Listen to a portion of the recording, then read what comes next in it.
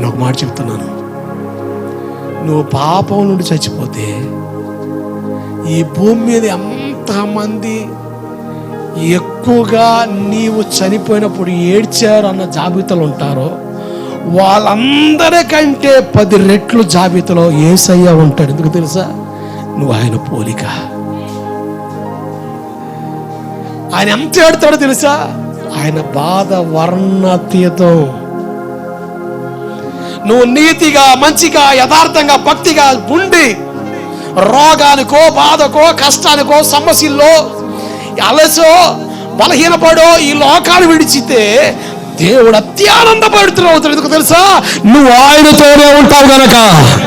అలా కాకుండా నువ్వు మిస్ అయితే మాత్రం నీ సమాధి కాడ ఏడ్చే వాళ్ళకంటే ఎక్కువ ఏడుపు నా యేసయ్య ఏడుస్తాడు.